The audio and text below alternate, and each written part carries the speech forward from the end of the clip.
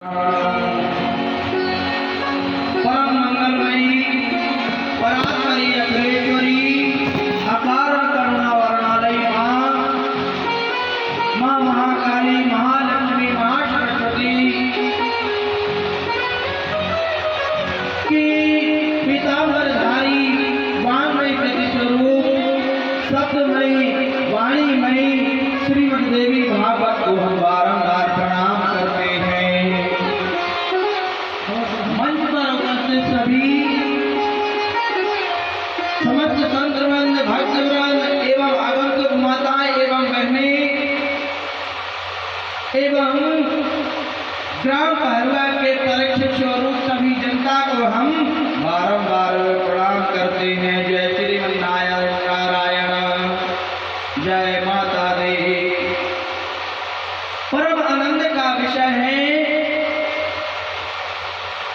कि माँ जगदम्बा खेर माई के चरणों में और उनके आशीर्वाद से एवं समस्त ग्राम की जनता के द्वारा इस खेर माई प्रांगण में आप सभी लोगों के द्वारा और गुरुदेव जी के आशीर्वाद से श्रीमद् देवी भागवत का आयोजन हो रहा है और हम सभी इसका रसपान करने के लिए उपस्थित हुए हैं। आइए आज सप्तम दिवस की कथा का रसपान करते हैं और उससे पहले उस साक्षात गुरुदेव की वंदना करते हैं जो हमें ज्ञान देते हैं, उस माँ की वंदना करते हैं जो हमें शक्ति देती है। वे दुर्गे महारानी की जय। आइए हम सभी गुरुदेव भगवान की वंदना करते हैं।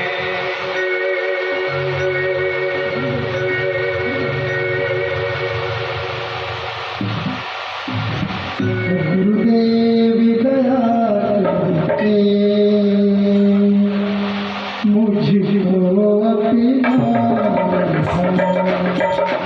गुरुदेव दया करके मुझको अपना तुम्हें पढ़ाते दर पे चरणों में जगह देना। मैं शरण पड़ा तेरी चरणों में जगह देना। गुरुदेव दया करके मुझको अपना देना।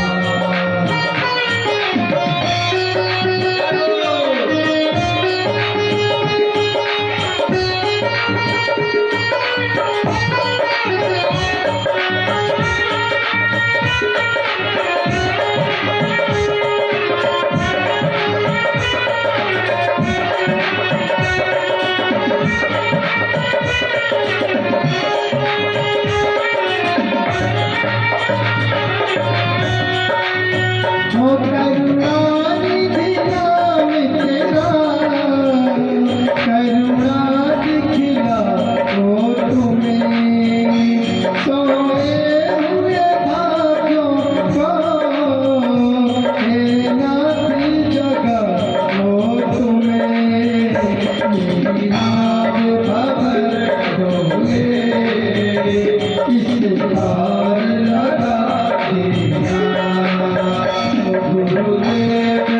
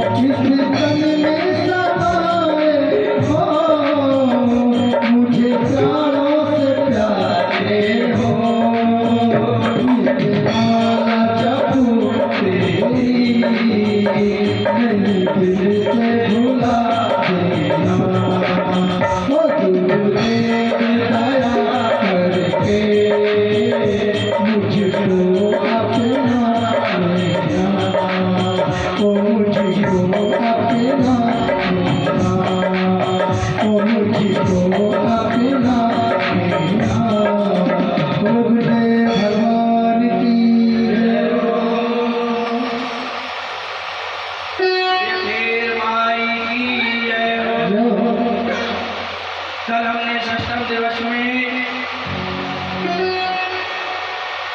महिषासुर के वध की कथा सुनी। महारानी ने कैसे देवताओं की रक्षा की, शुंभ निशुंभ का वध किया, धूम्रलोचन का वध किया, करम्य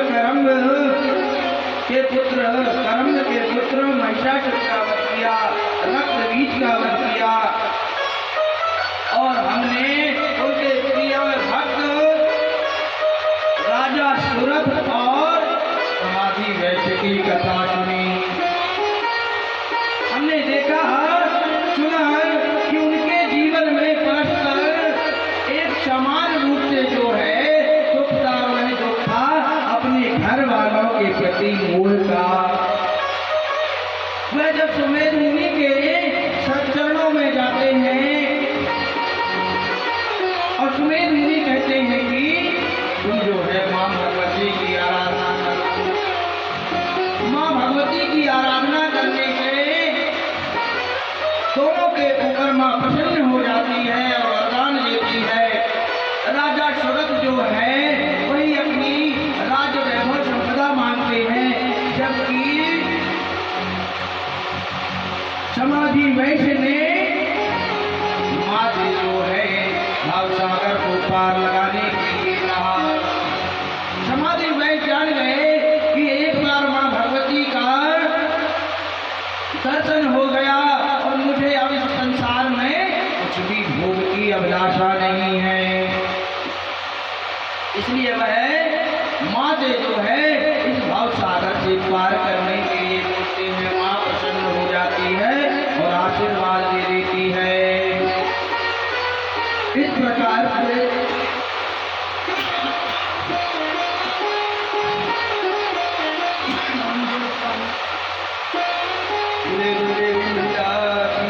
जय हो। हमने सुना जब इंद्रहीन हो गए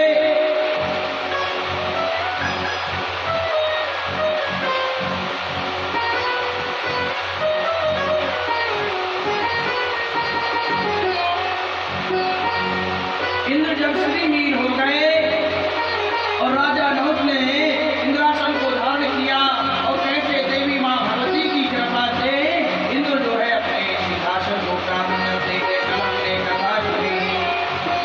बोले दुर्गे मैया की जय हो। अब आगे की कथा में व्यास जी कहते हैं कि हे जन्मेजय, एक बार कौतुकी भगवान नारायण ने लक्ष्मी जी को अश्विनी हो जाने का श्राप दे दिया। अश्विनी यानी घोड़ी हो जाने का श्राप दे दिया,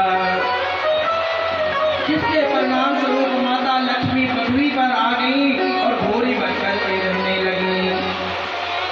यह यमुना तथा तमसा तट पर तपस्या करने लगी और जब लक्ष्मी अश्विनी का रूप लेकर के तप कर रही थी तब भगवान नारायण जी अश्व का रूप धारण करके पृथ्वी पर आ गए। भगवान को देख करके पहचान गई और उनका जो है अश्रुपात होने लगा। जब माता के प्रेमाशु छलक पड़े और कालांतर में उन्होंने एक पुत्र की प्राप्ति हुई।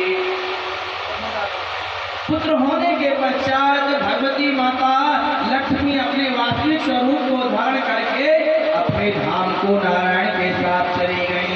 बोले लक्ष्मी मैया की जय। इस प्रकार से माता लक्ष्मी जब चली गई तो व्यास जी से जन्मेजय जी प्रश्न करते हैं कि हे महाराज, हे व्यास जी, मैया लक्ष्मी कैसे अवहेलना अपने नवजात पुत्र को छोड़ करके अपनी धाम को कैसे जा सकती है एक माँ? यह तो उनके मातृत्व की अवहेलना हो गई। भगवान वेद व्यास जी कहते हैं कि राजन, जब भगवान जाते हैं तो नारायण ने उस बालक की व्यवस्था पहले ही कर दी और जाते जाते विद्याधर चंपक की पत्नी मदनालसा ने उस पुत्र को उठा लिया और उसे अपना बनाना चाहा, किंतु चंपक ने कहा जब तक इंद्र की अनुमति नहीं होगी हम उसको स्वीकार नहीं करेंगे। राजा इंद्र के पास पहुंचे। जब भगवान नारायण रख गए थे नदी के किनारे, उसे जो है विद्याधर चंपक नामक राजा ने उठाया। वो कहते हैं जब तक इंद्र की आज्ञा नहीं होगी हम इसे धारण नहीं करेंगे। इंद्र के पास गए। इंद्र ने कहा कि यह कोई साधारण बालक नहीं है, ये साक्षात नारायण का पुत्र है, माता लक्ष्मी इसकी माँ है और इस बालक का नाम है। इस बालक को तुम जहाँ से लाए हो वही पहुँचा दो। इस बालक को ययाति वंश में जन्मे राजा हरिवर्मा को दे देना। राजा हरिवर्मा पुत्र प्राप्ति के लिए इस समय यज्ञ कर रहे हैं, तपस्या कर रहे हैं। इंद्र की बात मान करके विद्याधर चंपक ने उस बालक को वहीं छोड़ दिया जहाँ से उन्होंने उठाया था और हरिवर्मा की तपस्या से प्रसन्न होकर के नारायण जो है अपने विमान सहित वहां पर पहुंचे और हरिवर्मा ने उनको दंडवत प्रणाम किया। जहाज राजा हरिदर्शनेन विमान वर्मारूढ़ो जगामपति प्रति। राजा ने भगवान की प्यारी स्तुति गाई। देवादिदेवा अखिल लोकनाथ कृपानिधि लोक गुरो रमेश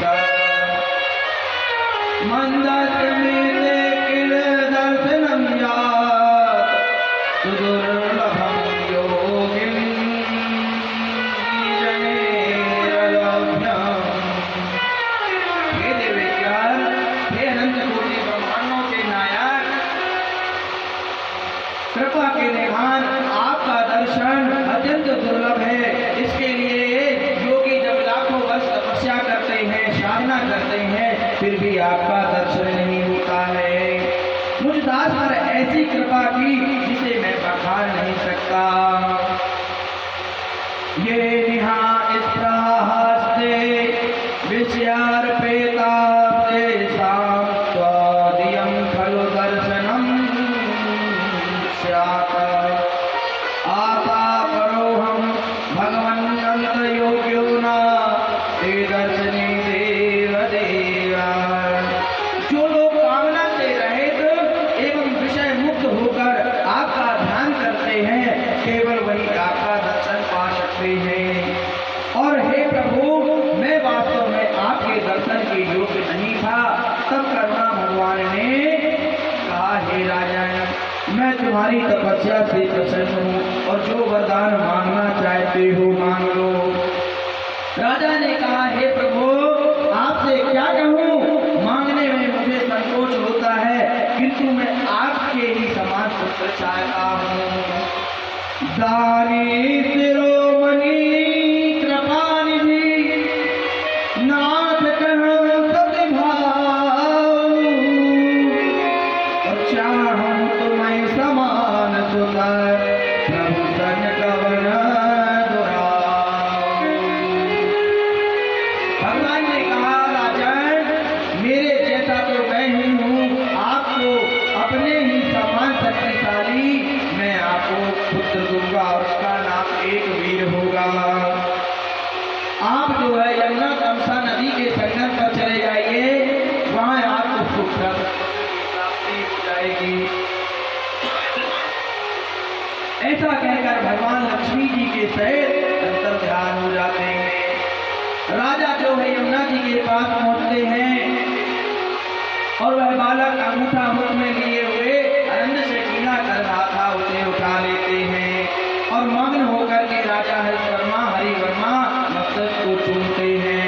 उस बालक को अपने साथ ले जाते हैं और समस्त नागरिक पुष्पों की वर्षा करते हैं, ब्राह्मण वीर महापुत्रों का उच्चारण करते हैं और जन्मोत्सव के मंगल गीत गा करके राजा और उस शिशु का स्वागत करते हैं। अनुपम बालक देख जाई, रूप रात गुण कहे नाचिराई। राजा हरिवर्मा प्रसन्न होकर के अपनी पत्नी सुनैना के पास आए और बोले, यह मेरी तपस्या का फल है। भगवान नारायण एवं माता लक्ष्मी ने अपने स्वरूप इस बालक को मुझे प्रदान किया है, अतः यह कीर्तिवान बलवान होगा। ऐसा बालक बड़ा होता गया और उसका जन्म उत्सव मुंडन आदि किया गया, साथ में वर्षना उसका यज्ञों की भी किया गया। जब वह बालक बड़ा हुआ और योग हो गया, तब राजा हरिवर्मा ने उसको सिंहासन पर बैठा दिया। एक दिन मंत्री और कुमारों के साथ घोड़े पर सवार होकर के एक वीर वन विहार को करने चले, तभी अचानक उन्होंने एक सरोवर में किनारे एक सुंदर युवती को रोते हुए देखा। उतरकर युवती के पास गए और कहा, हे देवी, रोने का कारण पूछा, तुम क्यों रो रही हो? तब यशोवती ने कहा, उस कन्या का नाम यशोवती था, हे महाराज, आपके राज्य से अलग एक और राज्य है और उसके राजा हृदय में बड़े उदार हैं। उनकी पत्नी का नाम रुक्मरेखा है। वे बड़ी साध्वी है, परंतु कष्ट की बात है कि उनकी संतान नहीं थी। यज्ञ से उन्हें एक कन्या प्राप्त हुई है, वह सुंदर लक्षणों वाली है, तो उसका नाम एकावली हुआ। धीरे धीरे वह बड़ी हुई और हम दोनों सखी हैं। एक दिन हमारा दोनों का कमल के वन में विचरण कर रही थी। अचानक एक दैत्य आया और हमसे जो है उस दैत्य का नाम कालकेतु था। वह राजकुमारी से विवाह करना चाहता था और जबरदस्ती मना करने पर वह हमको ले गया और कालकूटरी में डाल दिया। एक वीर कहते हैं कि तुम कैसे आ गई? तब उसकी सहेली कहती है यशोवती कि मैं जो है माता रानी के भगवती का बीज मंत्र का जाप करती हूँ, जिसकी कृपा से मुझे कोई सैनिक नहीं देख पाए। मैं जो है कारागार से भाग करके आ गई हूँ और भाग करके आ गई हूँ। अब हे महाराज, आप उसको मुक्त करके आप उससे विवाह करेंगे। मैंने स्वप्न में राजकुमारी को बताया और उनकी आज्ञा होने पर मैं तुरंत वहां से चल दी। यदि भगवती की कृपा ना हुई होती तो मुझे कोई ना कोई देख लेता। माँ जगदम्बा की कृपा हुई, जिसके कारण मैं आपके पास आ गई। अब जो है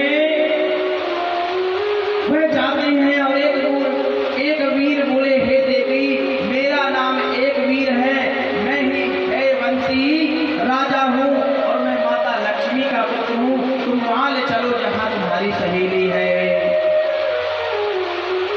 अब दोनों जाते हैं और कालकेतु से वह सहेली परिचय करवाती है।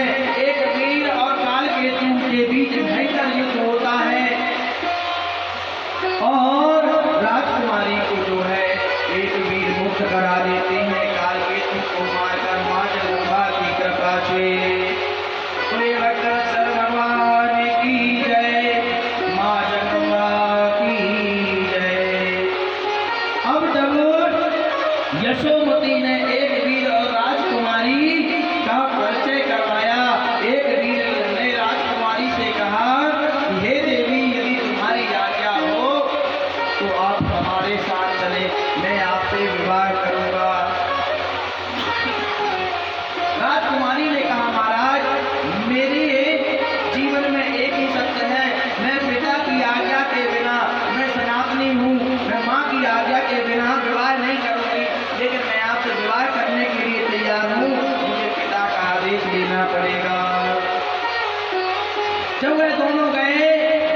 पिता से आज्ञा ली और विवाह हो गया।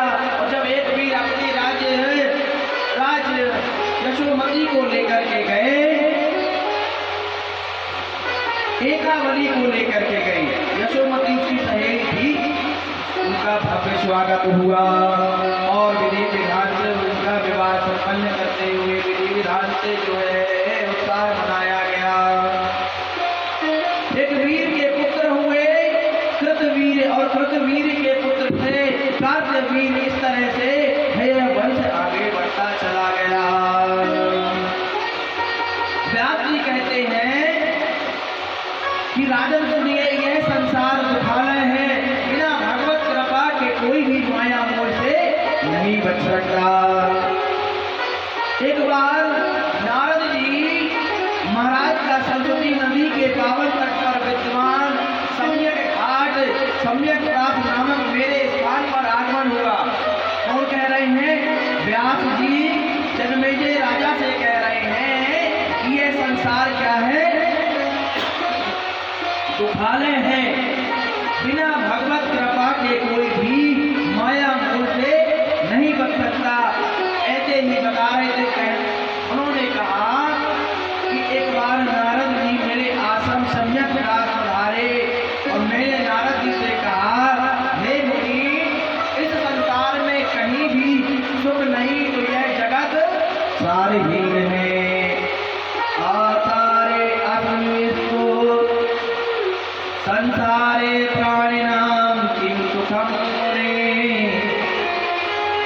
मुझे ही देख लीजिए, मेरा जन्म एक मणिद्वीप में हुआ। मैं माता से जन्म लेते ही जो है तपस्या करने के लिए चला गया, भोलेनाथ की उपासना की, सुखदेव जी पुत्र रूप में प्राप्त हुए, वह भी छोड़ करके चले गए। अरे ये संसार जो है क्या है, मिथ्या है। ऐसा जानते हुए भी मैं माया पास में बधा रहा। मिथ्येति संसारम माया पास नियंत्रितः। अनेक बातें बताते हैं कि मेरी माता सत्यवती शांतनु के साथ विवाह कर ली। मैं सरस्वती पवित्र तट पर आश्रम बनाकर रहने लगा। मेरी माँ कुछ समय बाद विधवा हो गई। गंगा पुत्र भीष्म ने चित्रांगद को राजा बनाया। कुछ दिनों के पश्चात वह भी मृत्यु को प्राप्त हो गया। माता सत्यवती अत्यंत दुखी हो गई।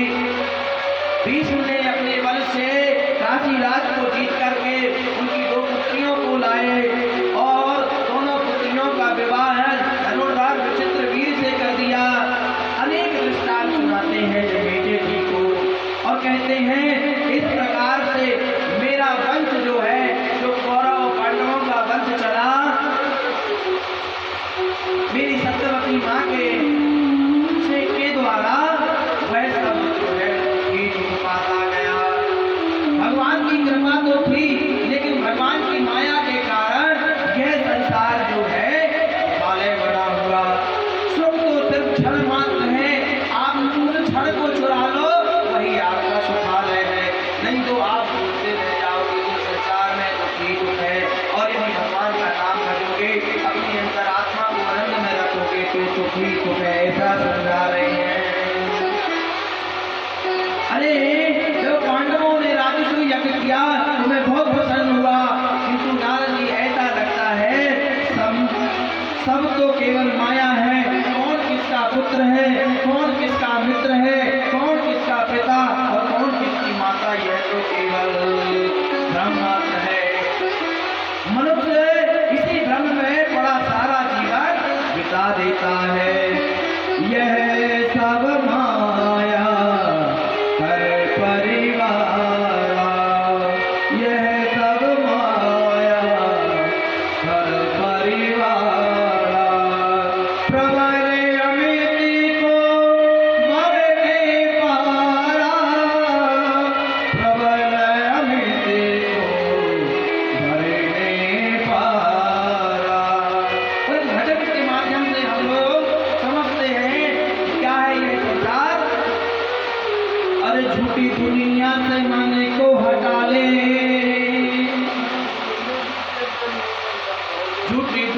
से मन को हटा ले, ध्यान मैया जी के चरणों लगा ले, नसीबा तेरा जाग जाएगा, नसीबा तेरा जाग जाएगा, नसीबा तेरा जाग जाएगा, नसीबा तेरा जाग जाएगा।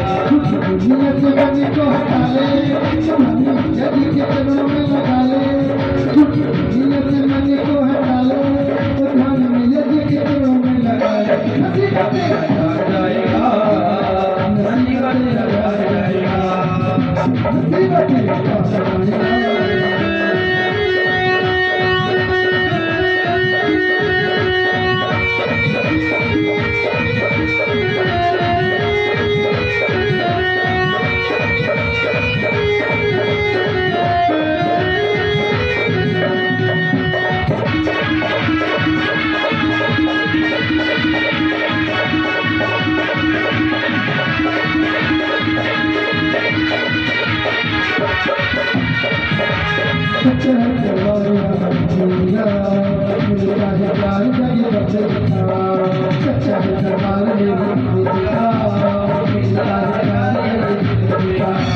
संसार को तू चला दे, संसार को तू चला दे, पग पग में ये जाएगा, नसीबा तेरा जाग जाएगा, नसीबा तेरा जाग जाएगा, नसीबा तेरा जाग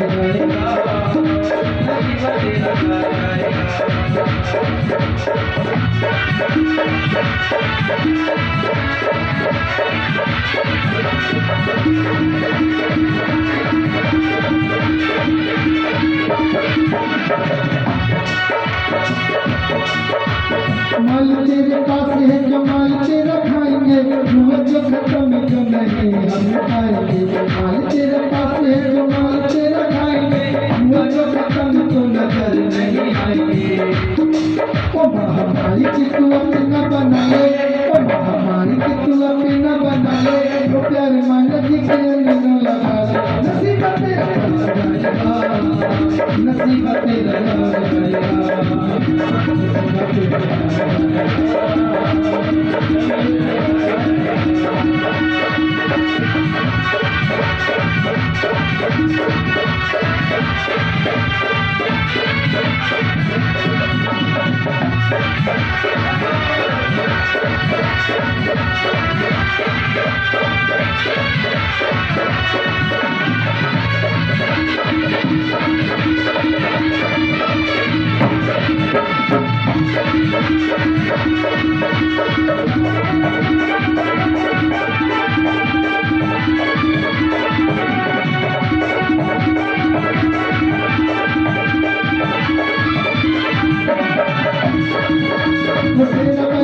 मेरी ममता की खाम है, बाकी तो प्यार देती बड़ी माँ, मेरी बड़ी माँ है, बाकी तो प्यार देती बड़ी माँ।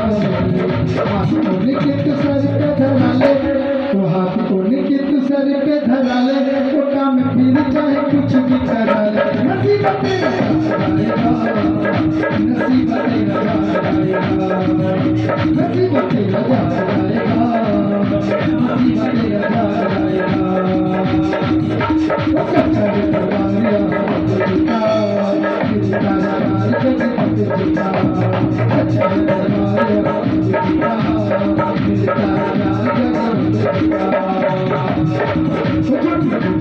मन को हटा ले, के चरणों में लगा ले, नसीबा तेरा जाएगा, नसीबा तेरा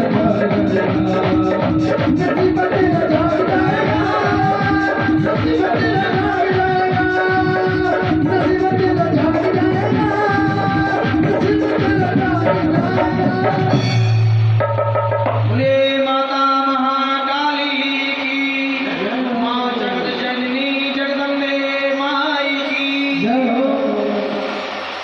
इस प्रकार से व्यास जी कहते हैं, हे नारद जी, मेरा मन स्थिर नहीं हो पा रहा है, आप मेरे संदेह का निवारण कीजिए, ऐसा उपाय बताइए जिससे मैं संताप रहित होकर के प्रसन्न हो जाऊं।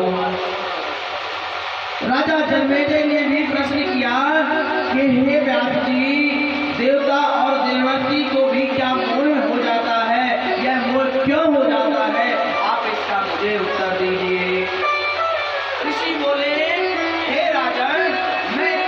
संबंध में तुम्हें एक इतिहास सुनाता हूँ। पूर्व काल में मैंने जो नारद जी से सुना था। एक बार जब मैं उदास मन से अपने आश्रम में बैठा हुआ था, तब श्री नारद जी महाराज का वहां आगमन हुआ। नारद जी महाराज जब वहां आए और मैंने उनसे पूछा कि हे नारद जी, आप तो सर्वज्ञ हैं, आप मुझे बताइए मेरा मन अशांत क्यों रहता है। नारद जी बोले, हे व्यास जी, यह आप पूछ रहे हैं कि आपका मन अशांत क्यों रहता है। आप तो सभी वेदों के सर्वज्ञ हैं, आप तो प्रभु की मैया की रहस्यमयी बातों को जानने वाले हैं। और यदि आप ऐसा प्रश्न कर रहे हैं तो इस जगत में मूढ़ और माया किसी को नहीं, मूढ़ और माया ने किसी को नहीं छोड़ा है। यदि आप ऐसा प्रश्न कर रहे हैं तो, क्योंकि बड़े बड़े देवता और तपस्वी ऋषि भी इसके जाल में फंस गए हैं। उन्होंने कहा, मैं एक बार की बात बता रहा हूँ व्यास जी, कि एक बार मैं और पर्वत मुनि दोनों उत्तर भारत घूमने गए और घूमते घूमते ग्रीष्म ऋतु समाप्त हो गई, यानी गर्मी की ऋतु, वर्षा ऋतु का आगमन हो गया और हम दोनों संजय की सुरंग नगरी में चतुर्मास के लिए रुक गए। महाराज संजय ने अपनी कन्या दमयंती को हमारी सेवा में लगा दिया और वह राजकुमारी हमारी सेवा करती और सेवा करते करते उस दमयंती रानी को जो है मुझसे प्रेम हो गया, इनसे नारद जी से प्रेम हो गया। जब नारद जी पर मोहित हो गई और मेरा मन भी चलायमान हो गया, दमयंती मुझ में और पार्वती मुनि के प्रति भेद करने लगी। मुझे जो है मक्खन मलाई देती, रबड़ी देती और उन्हें जो है कहने का भाव है छाछ खिला देती। मेरी सेवा में अच्छे पंखा डुलाती और उनकी सेवा सिर्फ नाम मात्र के लिए करने लगी। जब पर्वत मुनि जी को इस रहस्य का पता चला, उन्होंने मुझे श्राप दे दिया, तुम अभी बंदर के मुख वाले हो जाओ। नारद जी कहते, मुझे तो बहुत क्रोध आया और मैंने भी पर्वत जी को श्राप दे दिया कि अब स्वर्ग कभी वापस नहीं जा सकोगे, सदैव किसी मृत्यु लोक में वास करोगे। बताइए, कोई भी पर्वत गया स्वर्ग क्या? सभी पर्वत अपनी पृथ्वी पर विराजमान है, इसलिए पर्वतराज इस पृथ्वी पर विराजमान है।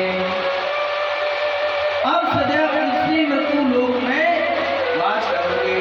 चतुर्थ मास समाप्त होने पर पर्वत मुनि तो वहां से चले गए, लेकिन नारद जी जो है मोह बस में वहीं रुके रहे। अब कुछ समय बाद महाराज को हो अपनी पुत्री दमयंती का विवाह के लिए प्रस्ताव आया और जब माता जी कहती पुत्री विवाह कर लो, तो वह पुत्री कहती है कि मैं जब विवाह करूंगी तो नारद जी के साथ विवाह करूंगी, क्योंकि मैं सिर्फ लोहेवी से प्रेम करती हूँ। वह कहती, जब श्री नारद जी की वीणा सरस प्रवाहित होती है तो मनुष्य तो क्या पशु के पीछे चले जाते हैं। देखिए ना माँ, बिना स्वरनंदी के सर्प भी इनकी धुन पर मुक्त होकर के नाचते हैं। हे माँ, सप्त स्वर विद्या का ज्ञान नारद जी के अलावा तीनों लोकों में किसी को नहीं है। सिर्फ या तो भगवान जानते हैं, साम वेद गायन देवर्षि नारद के अलावा और किसी को नहीं पता है। भैया कहती है कि आप उनके शरीर को देख रही हो, आप उनके चेहरे को देख रही हो, उनका चेहरा बंदर का मुख का है, लेकिन आप उनके गुणों को नहीं देख रही हो। आपको गुणों को देखना चाहिए। मैंने निश्चय किया है कि मैं यदि विवाह करूंगी तो नारद जी से नहीं, तो मैं कुंवारी रह जाऊंगी।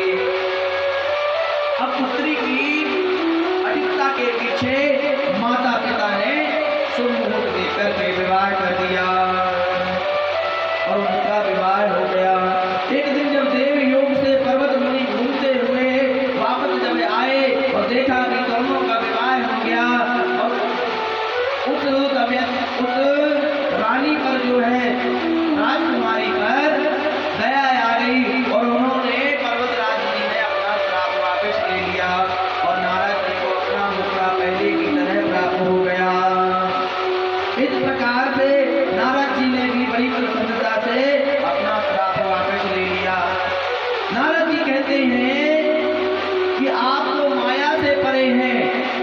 व्यास जी से कहते हैं, व्यास जी कहते हैं नारद जी से कि आप तो माया से परे हैं, फिर आप माया में कैसे फंस गए कि आपको चतुर्मास में भगवान की पीड़ा वादन करते हैं, भगवान का ध्यान करते हैं और आप माया में फंस गए प्रभु के कि आपने विवाह कर लिया, मोहित हो गए, बंदर का सोचिए मुक्त भी हो गया, लेकिन प्रभु की माया देखिए, वह रानी जो है राजकुमारी कभी भी मुझसे विवाह करने के लिए तैयार थी। ये जगदम्बा की जो है माया है। अब ये बताइए कि आप स्त्री कैसे बने? एक कथा है कि आपने तो स्त्री भी बने और आप पुरुष रूप में कैसे आए, यह कथा भी जो है हमको सुनाइए। वस्तुतः माया से तो कोई नहीं बच सकता, माया से तो वही बच सकता है जिसे भगवान बचाना चाहते हैं, जिस पर उस मई की माता की कृपा है, उस नारायण की कृपा है, सिर्फ वही जो है माया से बच सकता है। रामचरितमानस में भी कहा गया है कि जग पे तुम देख निहारे, जग पे तुम देख निहारे, बिन हर कामो नचावन निहारे, क्यों ना जाने मरम तुम्हारा, क्यों ना जाने मरम तुम्हारा, और तुम्हारी को जाने निहारा, कोई जाने नहीं देहु जनाई, कोई जाने नहीं देहु जनाई, जानत तुम्हारी तुम्हें कोई जाई, जानत तुम्हारी तुम्हें कोई जाई। जग पे घर तुम देख निहारे, विधि हरि शंभु नचाव निहारे, जो प्रभु में लिखा हुआ है वही माया में सभी नाचते हैं। जो तुम्हारा मन नहीं जानता, जो तुमको नहीं जानता, आपको नहीं जानता और जानने की चेष्टा भी नहीं करता, लेकिन आप उसको जो है जानते हुए भी नहीं जनाना चाहते कि मैं तत्व हूँ, मैं ही अमित हूँ, मैं ही जो है संसार को बनाती हूँ, बिगाड़ती हूँ, रचती हूँ, रचाती हूँ, लेकिन जब तक आप मान नहीं चाहती, आपको कोई नहीं जान पाता, जानत तुम्हें हुई जाए। एक बार नारद जी कहते हैं कि आज सुनिए, एक बार भगवान के दर्शन करने के लिए मैं शिवेन्द्रदीप गया और वहां भगवान श्री हरि के नारायण के दर्शन किया। पीताम्बरधारी भगवान बने, चतुर्भुज रूप में शंख चक्र गदा पद्म धारण किए हुए थे और जैसे ही वहां पहुंचा, लक्ष्मी मैया मुझे देख करके चली गई, क्योंकि मैं तो ना मूर्ख हूँ, ना मैं अधम हूँ, मैं तो तपस्वी सदाचारी हूँ। भगवान मुस्कुराते हुए कहते हैं, नारायण, काम शास्त्र का नियम है कि स्त्री को पर पुरुष के सामने पति के वाम भाग में नहीं बैठना चाहिए। देवर जी जो पत्ते खाकर के ताप कर रहे थे, जिन्होंने संघ शास्त्र पढ़ा हुआ, तप किया हुआ था, संघ शास्त्र पढ़ा हुआ था, वह भी माया से नहीं बच सकते, माया के लिए भी अजय है। क्या कहते? जो माया सब जगह ही नचावा, जो माया सब जगह ही नचावा, जो माया सब जगह ही नचावा, जो माया सब जगह ही नचावा,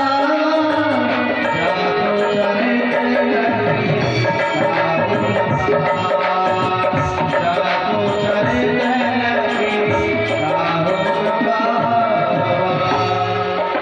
नारद जी ने पूछा, प्रभु माया का स्वरूप कैसा है? उसमें कितनी शक्ति है नारायण जी से नारद जी पूछते हैं, उसके बल का स्रोत क्या है, आप मुझे बताने का कष्ट करें। भगवान कहते हैं चलो आज हम तुम्हें लोक में माया का दर्शन करा देते हैं। और भगवान अपने वैकुंठ से सभी लोग पर आते हैं, गरुड़ पर विराजमान होकर के नारद जी को साथ बैठा लिया और भगवान ने गरुड़ नदी पर्वत शिखर सुंदर वन सरोवरों के ऊपर होते हुए सीधे पृथ्वी पर आ गए। अब वह एक अति सुंदर सरोवर के पास गए और भगवान ने कहा नारद जी आप इस सरोवर पर जो है स्नान करिए। और जैसे ही नारद जी ने स्नान किया वह फिर से स्त्री रूप में परिणत हो गए। प्रभु की माया देखिए, अब प्रभु अपनी माया का खेल दिखा रहे हैं किसको, अपने परम प्रिय भक्त नारद जी को। नारद जी स्त्री रूप में परिणत हो गए और नारद जी कहते हैं मुझे कुछ भी ज्ञान नहीं रहा कि मैं कौन हूं। और मैं एक वृक्ष के नीचे बैठ करके रोने लगा। बोलिए भक्तवत्सल भगवान की जय हो, बोलो गुरुदेव भगवान की जय हो, बोलो व्यास जी महाराज की जय हो, बोलो सुखदेव महाराज की जय हो, बोलो गोविंद सरकार की बोलो भरभरा धाम की बोलो भटिया वाले महाराज की जय हो।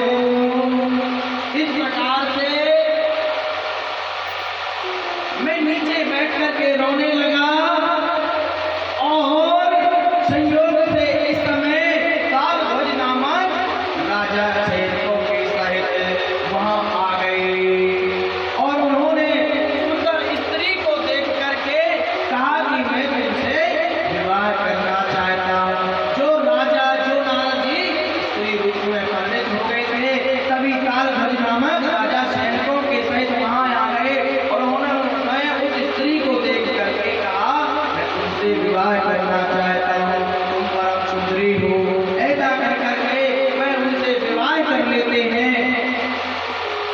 और मैं तो यह भी नहीं जानती कि मैं कौन हूँ, मैं किसकी पुत्री हूँ, मेरे माता पिता कौन है, मैं कहाँ से आई।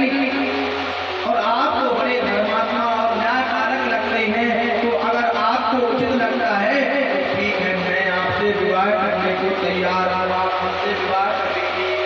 वह स्त्री ने कहा। अब श्री नारद जी कहते हैं किसको सुना रहे हैं संवाद, व्यास जी को सुना रहे हैं। और फिर इन दोनों के बीच का नारायण जो है नारद जी को माया का दर्शन कराने ले गए सरोवर के पास में। नारद जी स्त्री रूप में पंडित हो गए, राजा आया और विवाह कर लिया उनसे। और जब उनसे मेरा विवाह हो गया मैं उसमें रख गई और कालांतर में मेरे 20 पुत्र हुए। नारद जी जब स्त्री रूप में पंडित हो गए कितने पुत्र हुए, 20 पुत्र हो गए। पुत्रों का भी विवाह हो गया, नाती पोते हो गए। एक बार अनन्यास पड़ोसी राज्य का राजा हमारी सुंदरी को देख करके आक्रमण कर दिया और महाराज कालभोज महाराज के सहित सैनिकों के सहित भागते हुए राज्य को छोड़ करके हम उसी सरोवर पर आ गए।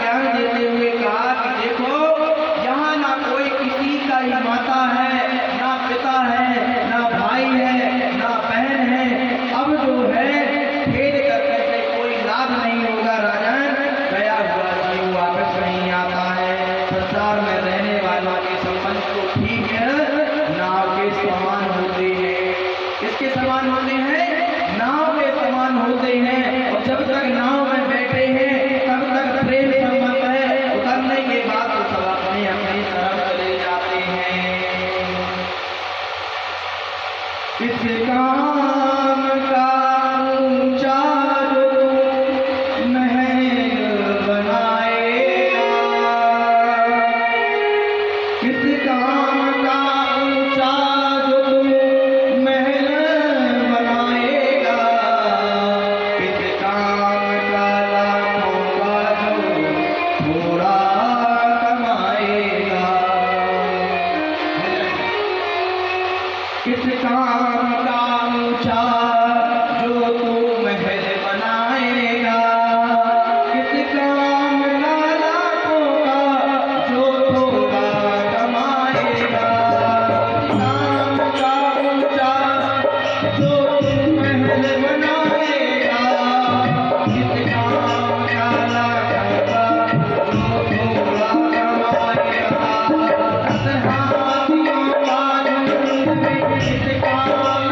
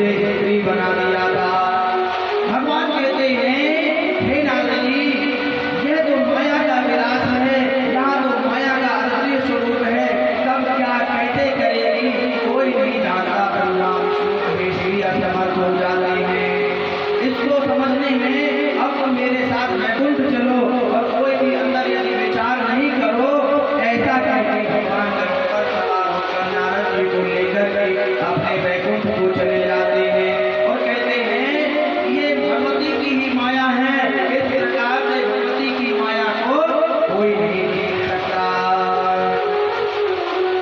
सभी नारद जी के साथ महात्मा मुनि तपस्वी आदि इस माया को जीतने में असफल है।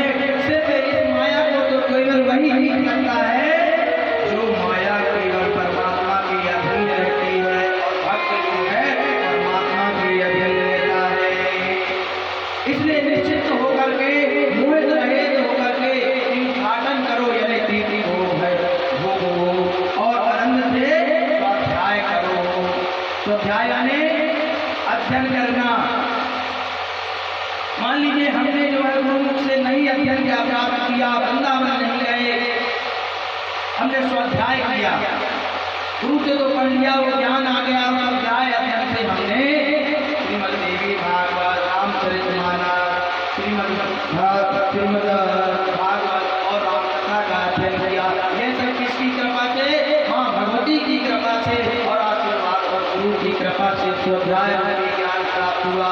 पूरे भक्तवत्सल भगवान की जय। वही भगवान कह रहे हैं कि आप उद्घाटन करो और स्वाध्याय करो, यानी ज्ञान को करो और इस प्रकार से व्यास जी कहते हैं राजन नारद जी की बात मानकर मैं भी निश्चित भाव से रहने लगा और मैंने श्रीमद् देवी भागवत की रचना करी। यह पुराण संपूर्ण पुराणों का सार है। जो 18 पुराण है ना, वह संपूर्ण पुराणों का सार श्रीमद् देवी भागवत है। समस्त वेदों की तुलना करने वाला जो भी नियमित इसका पाठ करता है वह निश्चित ही परम ज्ञानी हो जाएगा। अब यहाँ नेमी शरण में सूत जी कहते हैं कि हे ऋषियों, व्यास जी से दिव्य कथा सुन करके राजा जन्मेजय ने प्रसन्नता पूर्वक सुना। व्यास जी से प्रश्न किया, स्वामिने सूर्यान् वयानम् चाराज्ञां सस्य विस्तरम् तथा गोमान् वयानम् च रोतो मामोऽस्मि सर्वथा। हे स्वामी, मैं सूर्यवंश तथा चंद्रवंश की कथा का विस्तार से श्रवण पाठ करना चाहता हूँ। चंद्रवंश, सूर्यवंश कौन? चंद्रवंश भगवान कृष्ण कन्हैया का वंश और सूर्यवंश जो है भगवान श्री राम जी का वंश। इनकी कथा का मैं विस्तार से श्रवण पाठ करना चाहता हूँ। हे महाराज, मैं आपको सूर्यवंश तथा चंद्रवंश की कथा सुनाता हूँ जो समस्त पापों का नाश करने वाली है। भगवान ने सुनाया, नारायण के नाभि कमल से ब्रह्मा जी प्रकट हुए। ब्रह्मा जी के पुत्र मरीचि, मरीचि के पुत्र कश्यप जी और उन्हीं के वंश में विश्वान हुए। मनु के 9 पुत्र हुए। विश्वाकु, नाभाग, रग, प्रयाति, नरिष्य, प्राणसूर, रग, दिक्करो एवं प्रसन्न ये 9 पुत्र हुए। इक्ष्वाकु जी के 100 पुत्र हुए। उनमें सबसे श्रेष्ठ का नाम था कुक्षी। नाभाग के पुत्र हुए अम्बरीश और अम्बरीश जी की जो है कथा आती है भैया कि अम्बरीश जी बहुत ही भगवान नारायण के परम भक्त थे। अम्बरीश जी एकादशी का व्रत रहा करते थे और जब दुर्वासा जी व्रत के समय आए, जब अम्बरीश जी जो है पारायण के लिए बैठे हुए थे, दुर्वासा जी आए और अम्बरीश जी ने नमन किया, सत्कार किया। इसी कारण बीच दुर्वासा जी को कोई काम आ गया, लेकिन अम्बरीश जी को जो है द्वितीय दिवस में एकादशी के व्रत का पारायण करना था। पारायण ने कुछ खाकर पूजा करके वंदना करके तो कुछ भोजन समय पर प्राप्त करना था। दुर्वासा जी चले गए, लेकिन जब समय को देखते हुए अम्बरीश जी ने कहा यदि मैं पारायण नहीं करता तो मेरा व्रत जो है भंग हो जाएगा। इसलिए प्रभु का चरणामृत जो पूजा के ग्रह पर रखा हुआ था, भगवान का एक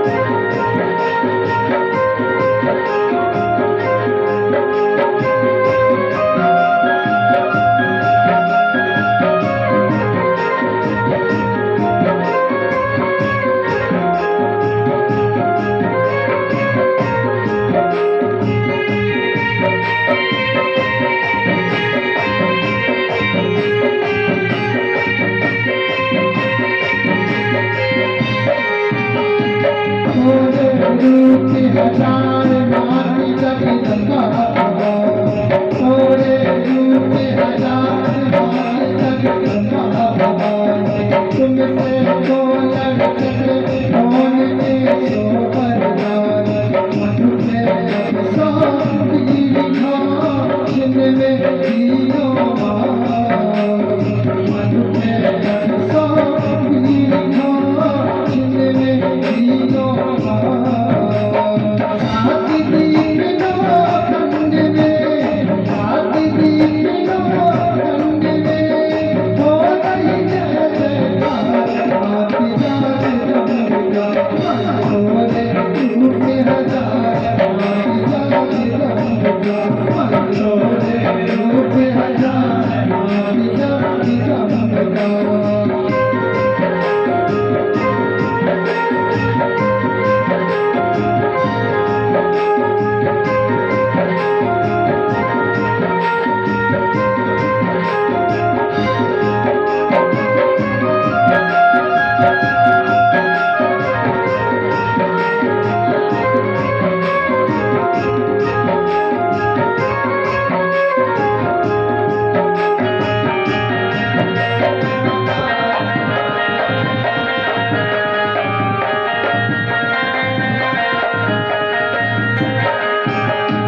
हो रही जय जयकार माई गौरा महाराज हो रही जय जयकार माई गौरा महाराज माँ सीता सरस्वती बनी राधा ब्रजधारी माँ सीता सरस्वती बनी राधा ब्रजधारी तू कंधारी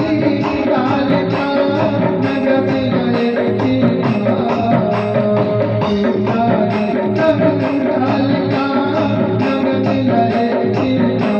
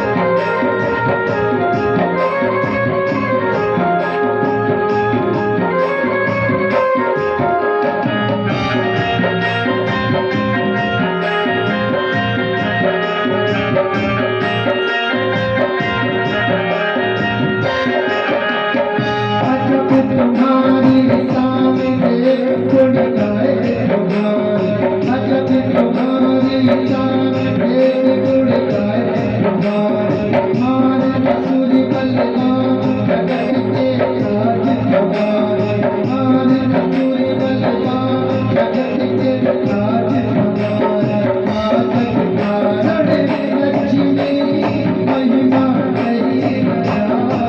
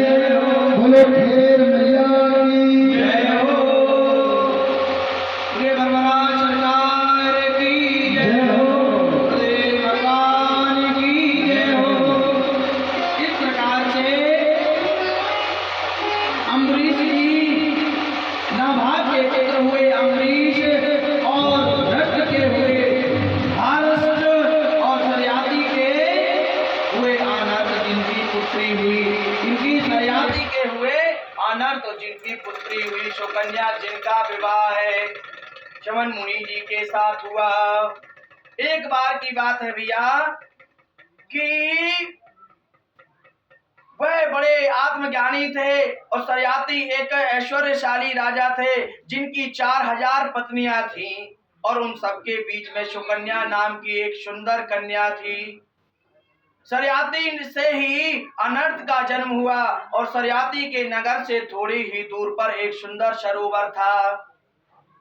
महातपस्वी रघुवंशी चमन मुनि तपस्या में निमग्न थे और वे बिना जल ग्रहण किए जो सुकन्या का विवाह है चमन मुनि जी के साथ में हुआ, वह इनकी कथा अति पवित्र है और हर किसी सती व्रत नारी को सुनना चाहिए कि कैसे सुकन्या ने जो है चमन मुनि को वर्ण किया, कैसे तपस्या की और उसके प्रभाव से चमन मुनि जो है कैसे ठीक हुए और उस सतीत्व के कारण क्या प्रभाव हुआ।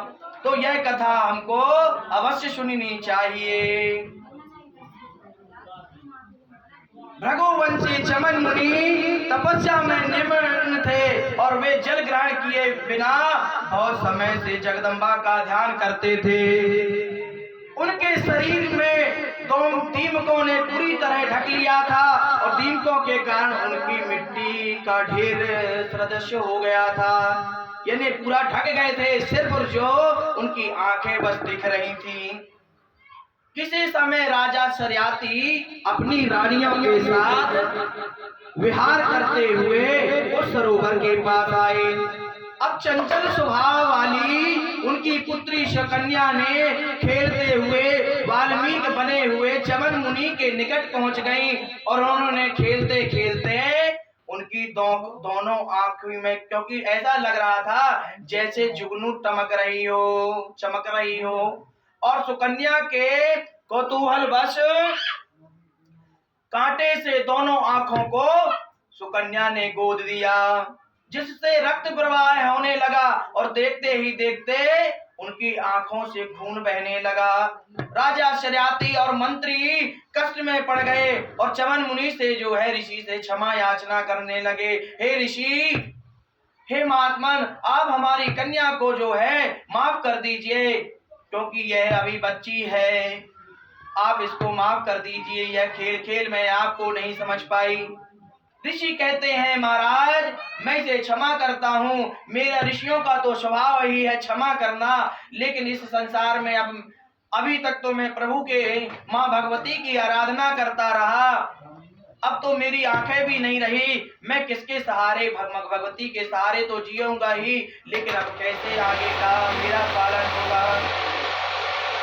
अब प्रार्थना की और ऋषि ने इच्छा व्रत कर दी कि अब मेरा व्रत की कि अब आगे के पालन के लिए आप मेरा विवाह सुकन्या से कर दीजिए, क्योंकि मैं नेत्रहीन हो गया हूँ, अकेले रहकर के तपस्या करने में कैसे सफलता पा सकता हूँ। इससे राजा अत्यंत चिंतित हो गए, परंतु सुकन्या के द्वारा संस्कृति पूर्वक आग्रह करने पर, हे पिताजी, मेरे द्वारा ही इन तपस्वी ऋषि को जो है कष्ट पहुंचा है, इसलिए यह मैं जो है परोपकार यानी अब मैं इनके साथ रहने के लिए तैयार हूँ।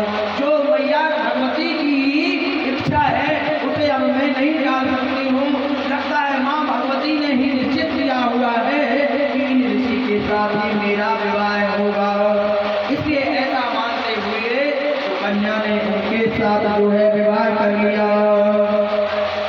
सुकन्या मतलब आदि धारण करके चमन मुनि की सेवा में शरण हो गई। संध्या करते तो व्यवस्था कर देते, अपने साथ में हाथ पकड़ करके जो नेत्रहीन ऋषि हो गए थे, वृद्धावस्था में थे, चुप कर चलते थे, और वह नवयुवती कन्या जो ज्यादा ही बड़ी भी नहीं थी, सुकन्या ने अपना जीवन साथी बना लिया कि भगवती की यही इच्छा है, मैं सेवा करती, गौओं को चारा खिलाती, अनेक कार्य करने लगी। इस प्रकार से सुकन्या पतिव्रत धर्म का पूर्ण पालन करती हुई वृद्ध एवं अंधे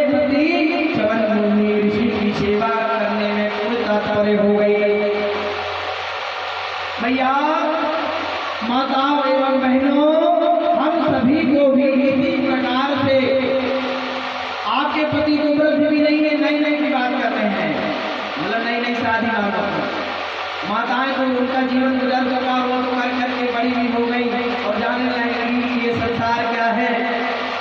अब उनके लिए तो वो सुन करके कर ही नहीं है, लेकिन आप सभी लोगों के लिए है कि पति अच्छा भी है, लेकिन लड़ाई झगड़ा करते हो, पति कमा करके भी ला रहा है, लेकिन लड़ाई झगड़ा कर रहे हो। लेकिन यहाँ देखिए कि सुकन्या ने व्रत एवं निर्विहीन पति को अस्वीकार कर लिया और सेवा में तत्पर होकर के लग गई। उनका भाव देखिए, इसी सत्यत्व के कारण माँ भगवती प्रसन्न होगी, क्योंकि जो अच्छा करता है उसका भगवान भी अच्छा करते हैं। वही मानती हुई सुकन्या स्वीकार कर ली और तुम सेवा में तत्पर हो गई। अब उन्हीं दिनों सूर्य पुत्र दोनों अश्विनी कुमार क्रीड़ा करते हुए च्यवन ऋषि के पास आ पहुंचे और सर्वांग सुंदरी सुकन्या को देख करके आवश्यक हो गए, क्योंकि वह सुकन्या इतनी दिव्य थी कि अप्सराएं भी उसके सामने नहीं रखती थी। दोनों ऋषि कुमार आसक्त हो गए कि हम इसका वर्ण करेंगे। ऐसा कहते हुए सुकन्या से पूरी बात जान कर गए, उन्होंने उसे च्यवन ऋषि की सेवा से विरक्त करने का प्रयास किया, किंतु सुकन्या ने पतिव्रत धर्म का परायण होने के कारण दृढ़ता से उसकी बातों का विरोध किया। सुकन्या की दृढ़ता को देख करके अश्विनी कुमारों में भयभीत उत्पन्न होने लगा कि बताइए कोई ऐसी नारी है जो अपने पति धर्म में अडिग है, जैसे माता पार्वती थी, जैसे माता सती थी, कि हम जो ऐसे वर्ण करेंगे तो भोले बाबा को भी वर्ण करेंगे। वो चाहे भांग पीते हो, चाहे वो भभूत लगाते हो, चाहे वो शमशान में रहते हो, लेकिन अब तो मेरे मन में भोले ही भोले हैं, मैं दूसरे को नहीं देख सकती। सप्त ऋषि भी जो है उनकी कठोरता की परीक्षा लेने आते हैं, तब भी माता कहती है कि मैं तो शिव का ही वर्ण करूंगी। इसी प्रकार से सुकन्या जी भी कह रहे हो, मेरे पति कैसे भी हो, वृद्ध हो, लेकिन मैं अपने पति के अलावा किसी पर ध्यान नहीं दूंगी। अश्विनी कुमार जो दिव्य थे, अलौकिक थे, सुंदरता से परिपूर्ण थे, हम भी सुंदरता के लिए अश्विनी कुमारों को ही पूछते हैं।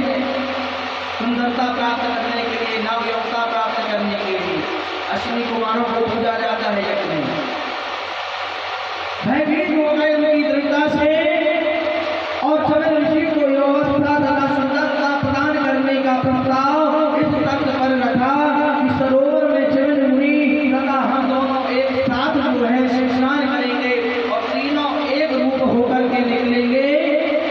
हम देवताओं के वैद्य हैं, हम में ये क्षमता है कि उनमें से तुम एक को यदि पति रूप चुन लेना। और यह सुकन्या असमंजस में पड़ गई कि सब बातें अपने पति च्यवन मुनि को बताएंगे। बोले कि हम तीनों जाएंगे, स्नान करेंगे, हम आपके पति को भी ठीक कर देंगे, क्योंकि हम वैद्य हैं देवताओं के, जड़ी बूटी भाव आगमन के द्वारा रक्षा इनको मिला करके हम डॉक्टर हैं। जब हम निकलेंगे तो तुम तीनों में से अपने पति को पहचान लेना, जिसको भी पहचानोगी तुमको उसके साथ विवाह करना पड़ेगा। और आप लोगों के साथ ऐसा हो जाए तो कहोगे अश्विनी कुमार चलो साथ में, कौन पूरे व्रत के साथ में रहेंगे? लेते ही नहीं, दिन भर सेवा करनी पड़ती है, गौ को चारा लाना पड़ता है, लकड़ी काटनी पड़ती है, फल फूल लाने पड़ते हैं, व्यवस्था खाने पीने की व्यवस्था करनी पड़ती है। आप तो सिर्फ भगवान की तपस्या करते हैं, एक ही धंधा मचाए हो बस भगवान की तपस्या, इससे क्या खाने पीने को मिलेगा? आप सब कहोगे, आप सब मतलब आप जैसे सोच वाली, मतलब ऐसा जो सोच रखने उनके लिए आप सब नहीं। इस प्रकार से असमंजस में पड़ गई और उन्होंने च्यवन मुनि को बताया कि अश्विनी कुमारों ने ऐसी शर्त रखी है। अंत में च्यवन मुनि की आज्ञा से च्यवन मुनि कहते हैं कि देवी तुम पतिव्रता धारिणी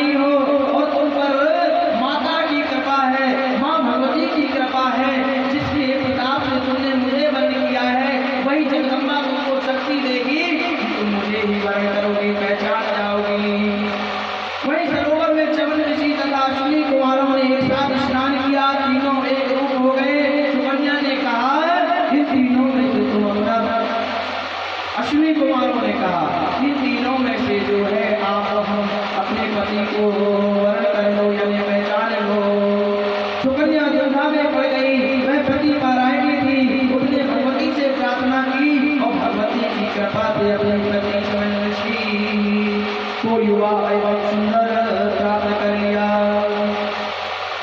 या माता भगवती की कृपा हुई। और एक और बात आती है कि कहते हैं कि देवताओं की छाया नहीं होती, जबकि चमन ऋषि की छाया थी, इसलिए माता ने ऐसी बुद्धि दी कि सुकन्या ने पहचान लिया कि अश्विनी कुमारों की छाया नहीं है और चमन ऋषि की छाया है, इसलिए यही मेरे पति है। अब एक और सामंजस्य है कि मान लीजिए पतिव्रता थी, वो तो ठीक है, यदि धोखे से भी किसी पराये को हाथ रख देती तो और पतिव्रत धर्म नष्ट हो जाता। वर्ण करना तो दूर है, बस इतना बस बोल देती है या हाथ रख देती। इस प्रकार से माता भगवती ने उनकी रक्षा करी। और एक दिन महाराज सजाती अपनी कन्या को देखने के लिए चमन ऋषि के आश्रम में गए।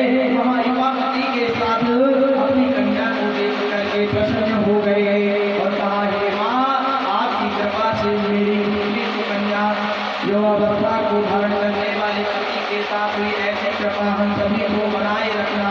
बोले जगदम्बा भवानी की जय हो, तेरे माई की जय हो। अब इस प्रकार से जाति सूर्यवंशी राजाओं के वर्णन करने इक्ष्वाकु के पुत्र इक्ष्वाकु और उन्हीं के वंश में आगे चल करके हुए योगनाथ जिन्होंने संतान प्राप्ति के लिए ब्राह्मणों से एक यज्ञ करवाया। ब्राह्मणों ने वहां पर जल से पूरे एक कलश को रख दिया और राजा योगनाथ को पुत्र प्राप्ति के लिए वेद मंत्रों के द्वारा कलश का अभिमंत्रण किया गया।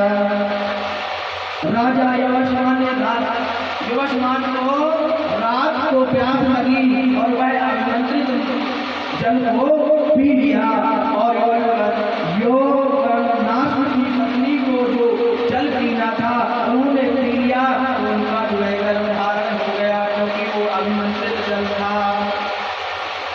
समय पूर्ण होने के बाद राजा की दाहिनी कोठी का भेदन करके बालक उत्पन्न हुआ। बालक का जन्म हुआ तो मंत्री लोग जोर से चिल्लाने लगे कि अब हमको दूध कौन पिलाएगा। तब इंद्र ने मुख में अपनी तर्जनी उंगली डाल दी और यह वचन कहा कि मां माता अर्थात यह मेरा दूध पिएगा। वही माता नामक महाशक्तिशाली राजा हुए। बोलिए मंदाता महाराज की जय। इसलिए भी धर्मशाली थे, इसलिए जयकारा लगा रहे हैं, क्योंकि ऐसे ही शक्ति हमको देना भगवती, हम भी उनके तीन मात्र बन जाए। महाराजा मंदाता ने संपूर्ण पृथ्वी को जीत लिया और उनके भय से सभी लोग मेरे पर्वत को चले गए। तो इसी कारण से इन्होंने उनका एक नाम रखा ऋष्यदस्यु। और इन्हीं के वंश में आगे चल करके राजा और जिनके पुत्र वह हुए सत्यव्रत। अब श्रीमद् भागवत देवी में राजा सत्यव्रत की व्याख्या की गई है कि वो कैसे राजा थे, माँ भगवती की कैसी कृपा होती है और वह भक्तों पर कैसे कृपा करती है। या माइक ठीक करिए कोई।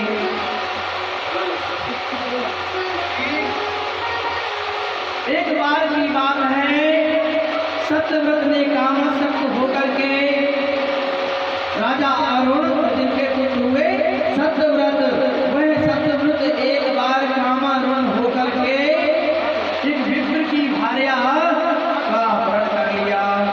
विप्रा ने ब्राह्मण की पत्नी का हरण कर लिया, जिसके कारण राजा अरुण ने वशिष्ठ जी के परामर्श से अपने पुत्र को नगर से निकाल दिया। सत्यव्रत वन में जाकर के चंडालों के पास रहने लगे और सबसे ज्यादा सत्यव्रत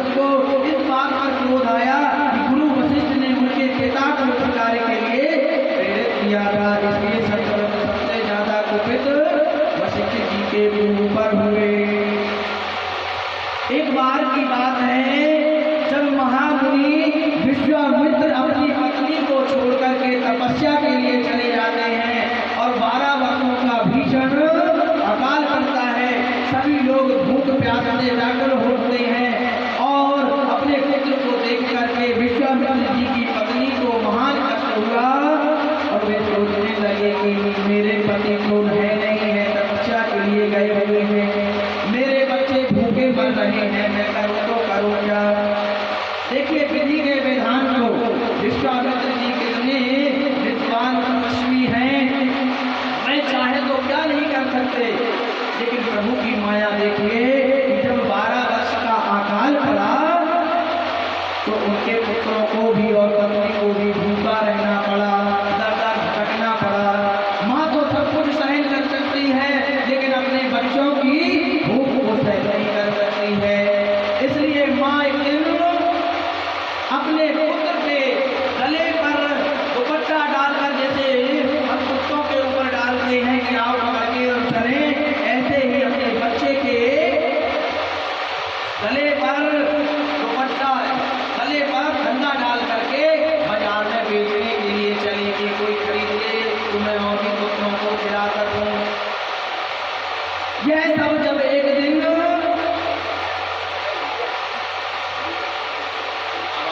वह जो है वो गले में पट्टी बांधने के कारण राजा कहलाया, लव नाम उसका पड़ा। अब जब वह बेचने के लिए निकली पर सत्यव्रत ने उनको देख लिया और सत्यव्रत ने कहा, अपने पुत्र के गले में रस्सी बांधने का कारण पूछा तो ऋषि की पत्नी ने कहा कि हे सत्यव्रत जी, हे देवी आप चिंता न करें, आपका भरण पोषण करूंगा। जब रीजन बता दिया, कारण बता दिया, भूख प्यास से यह तड़प रही है, खाने के लिए कुछ नहीं है। वह डेली प्रतिदिन पेड़ पर भोजन लग जाते और विश्वामित्र जी की पत्नी प्रतिदिन वह भोजन अपने बच्चों को खिलाने के लिए ले जाती। इस प्रकार से जब अकाल समाप्त हो गया, विश्वामित्र जी तप करके आ गए तो इस प्रकार से भरण पोषण होने लगा। और जब वह एक दिन वन में शिकार करने के लिए सत्यव्रत को जब कोई मार्ग नहीं मिला, वन के मध्य में घूमते घूमते उन्हें मुनि वशिष्ठ जी की गाय दिख पड़ी। बीच में एक कथा और है कि वह एक दिन जब कुछ मार्ग नहीं देखा, भोजन के लिए व्यवस्था नहीं हुई, तो वह जो सत्यव्रत है वन पर जाते हैं और घूमते घूमते उन्हें मुनि वशिष्ठ जी की, जिससे सत्यव्रत जी जो है वो व्याकुल थे यानी नाराज थे, उनकी गाय दिखाई पड़ गई। मुनि वशिष्ठ पर पहले से ही निकट होने के कारण सत्यव्रत ने एक डाकू की भांति उस गाय का वध कर दिया। वशिष्ठ जी को जब पता चला, वशिष्ठ जी को विद होकर को श्राप दे दिया कि तूने पिशाच की भांति इस गाय का वध कर डाला, तूने 3 पाप किए, एक तो तूने गोवध किया, दूसरा मित्र की भार्या का हरण किया और इन सब के कारण तेरे पिता ने तुझ पर बड़ा भयंकर क्रोध किया। इन तीनों के कारण तुम्हारे मस्तिष्क पर तत्काल 3 गहरे शत्रु अर्थात पाप के चिन्ह पड़ जाएंगे और तुम्हारा संसार में विशंभु के नाम से होगा। त्रिपुरी दीनानावे भूमि ख्यातो भविष्यसि पिशाचरो परमात्मानं दर्शयन् सर्वदेहिनां। वशिष्ठ जी से श्राप मिलने के कारण सत्यव्रत अपने आश्रम में जाकर के रहने लगे और उन्होंने माँ का बड़ा कठोर तप किया और किसी मुनि के पुत्र से उन्होंने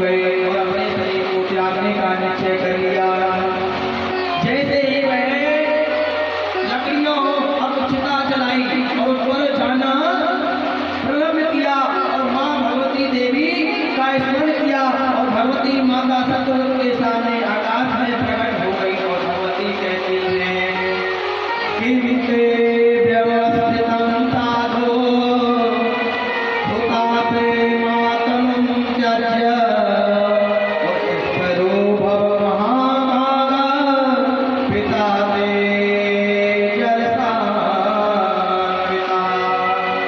हे सत्यव्रत, अपने देश का त्याग मत करो। मैं वचन देती हूँ कि आपके पिता आपको राज सौंप करके तपस्या के लिए वन चले जाएंगे। परसों ही आपके पिता के मंत्रीगण आपको लेने आएंगे और मेरे आशीर्वाद से ही पिता की सेवा का आशीर्वाद ऐसा आशीर्वाद देती है और अंतर्धान हो जाती है।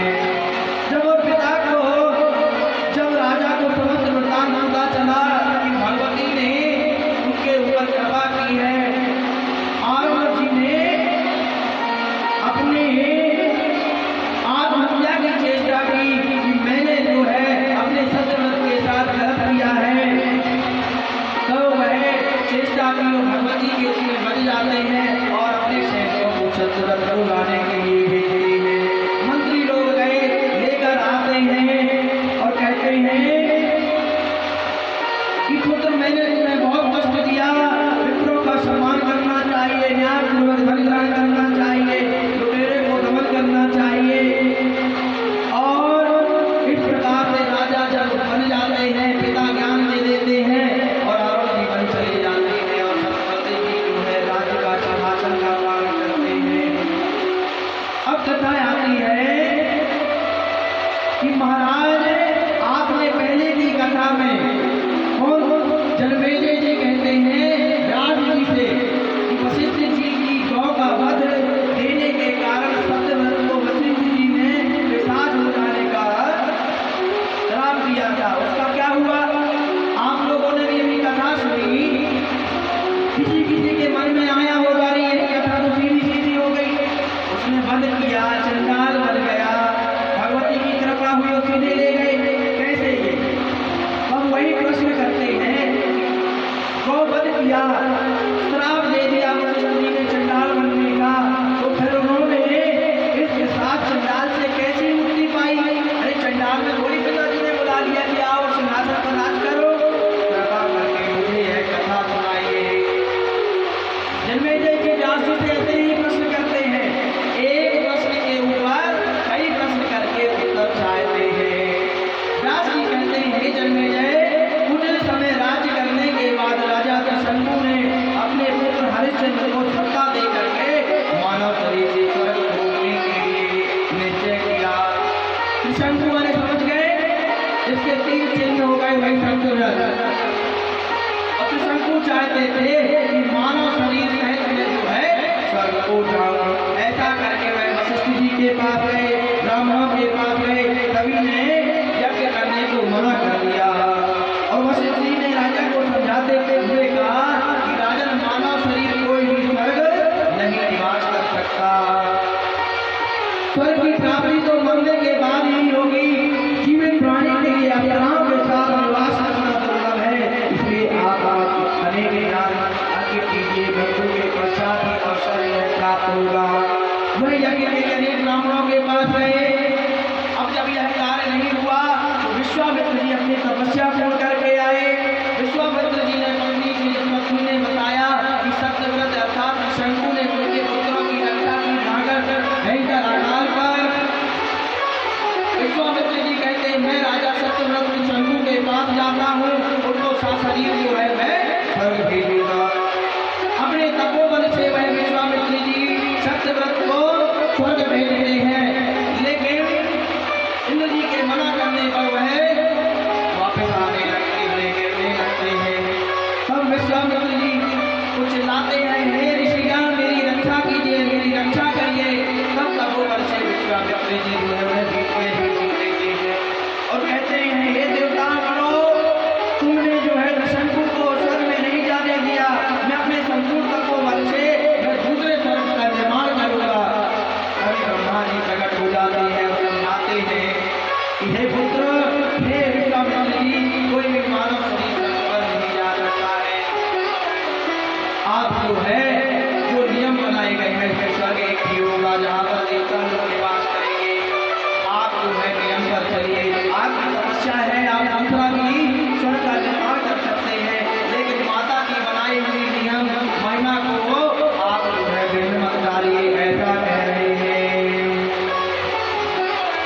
समझाते हुए अब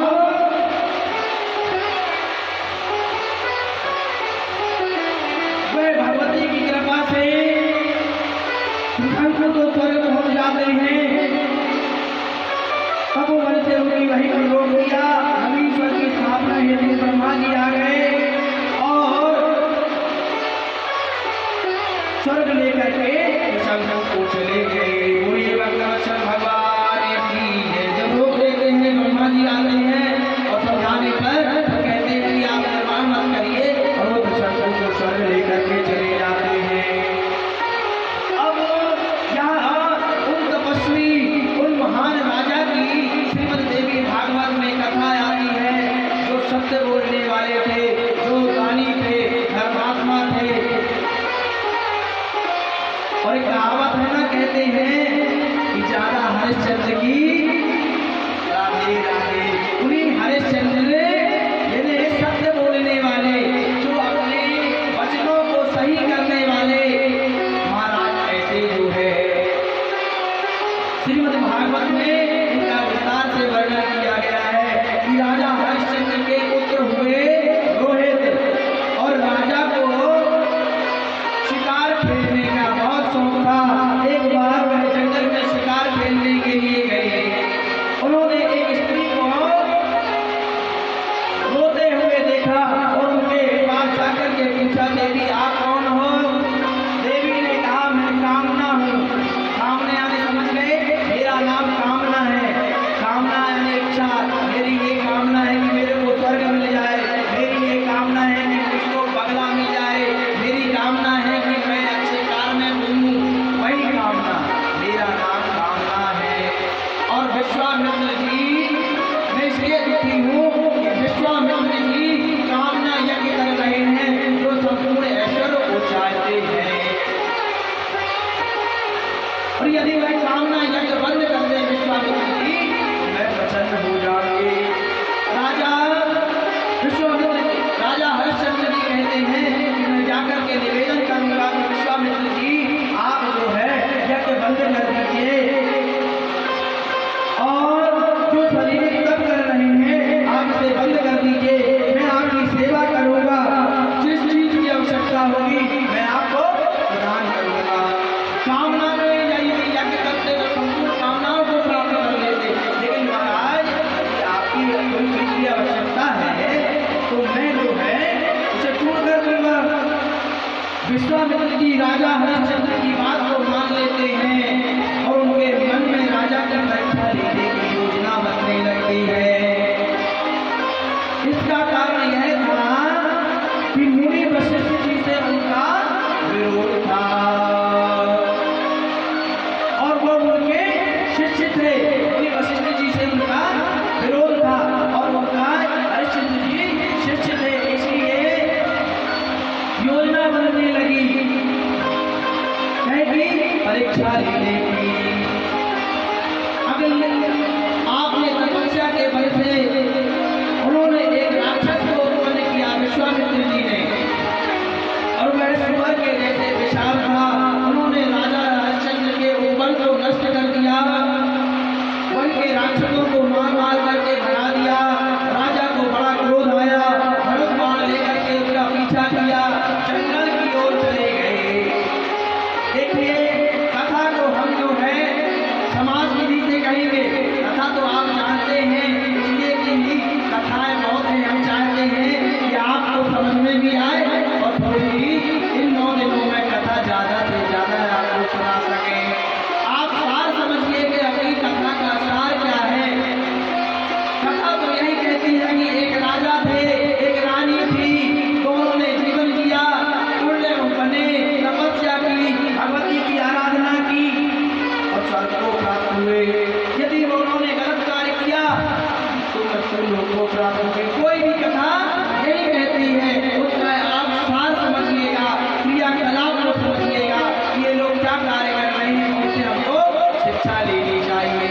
रानी धर्मात्मा राजा हरिश्चंद्र को भी किस प्रकार से कष्ट सहना पड़ा, उनको भी विश्वामित्र जी के द्वारा परीक्षा देनी पड़ी। क्यों? विश्वामित्र जी जानते हैं कि राजा हरिश्चंद्र जी जो वचन कहते हैं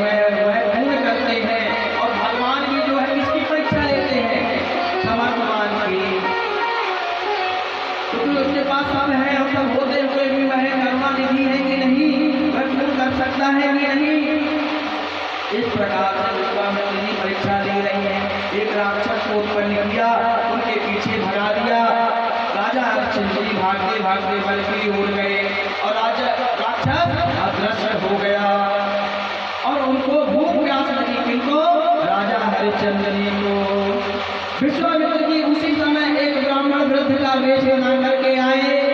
उन्होंने कहा, हे राजा, यह अब बहुत शुभ तिथि है, इसलिए आप इस नदी में स्नान करें और स्नान करने के बाद आपकी सारी मनोकामनाओं की पूर्ति होगी। इस प्रकार से विश्वामित्र जी ने सम्मोहित किया। सम्मोहित मतलब अपने में किया कि आज शुभ तिथि है, यह कार्य करोगे तो आप यश कीर्ति को प्राप्त करोगे, आपको ऐसा करना चाहिए, आपको ब्राह्मणों को ऐसा सम्मोहित करके।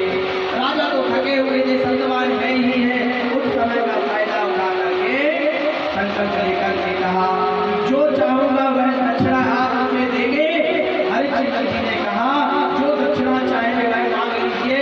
तो वृद्ध ब्राह्मण ने कहा, मैं इस समय नहीं मांगूंगा, जब मैं अपनी कन्या का विवाह करूंगा तब आपसे मैं दक्षिणा मांगूंगा। राजा तो चले गए और कुछ दिनों के पश्चात विश्वामित्र जी राजा के दरबार में उपस्थित हुए। बोलते हैं क्या बोले, जब मेरी कन्या का विवाह होगा विश्वामित्र जी, तभी मैं जो है आपसे दान दूंगा। वैसे मैं आ गया। राजा को अपने संकल्प का ध्यान कराया कि राजा, आपने कहा था कि मैं जो मांगूंगा आप दक्षिणा जरूर देंगे, आज मैं आपसे वह दक्षिणा मांगने के लिए आया हूं। राजा ने कहा, आप चाहो जो चाहो मांग लीजिए।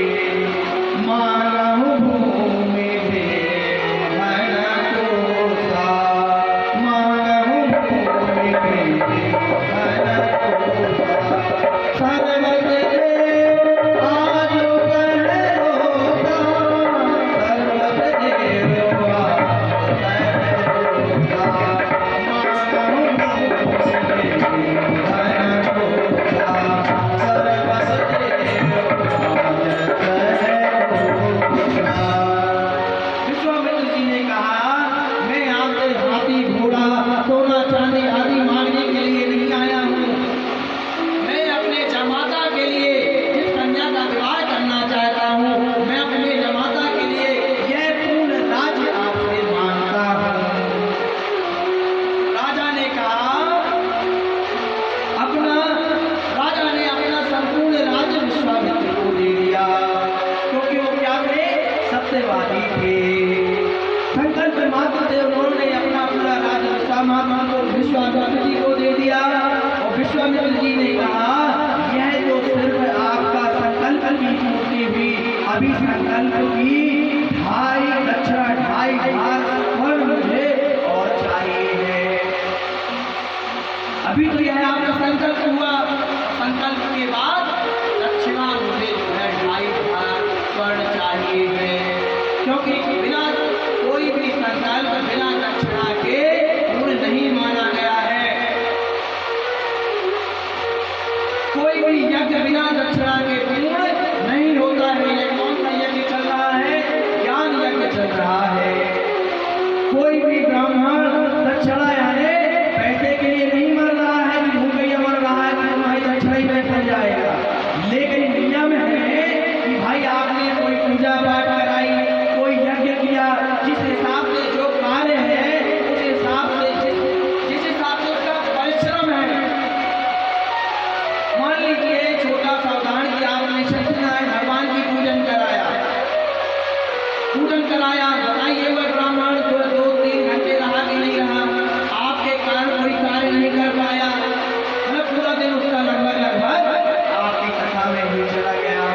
ये बताइए, एक दिन की मजदूरी मान लीजिए, दक्षिणा का कहिए मजदूरी मान लीजिए, कितनी बनती है? कम से कम आज की स्थिति में कम से कम, देखिए आप नॉर्मल मतलब मीडियम घर के हैं तो 500 तो बनता ही है।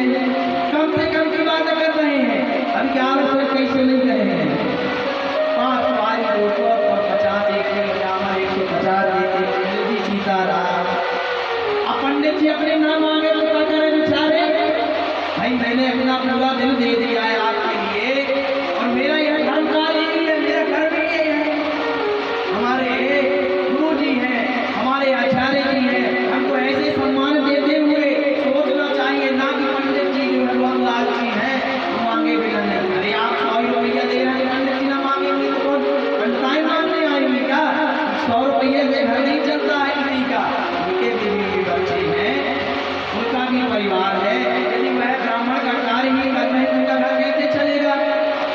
कोई शिक्षक पढ़ा रहा है 50,000 20,000 सैलरी मिल रही है, पंडित की सैलरी थोड़ी मिल रही है, जो है आचार्य पद पर है। तो कहने का भाव यह है कि अब कुछ आप लोगों को संकल्प देना चाहिए।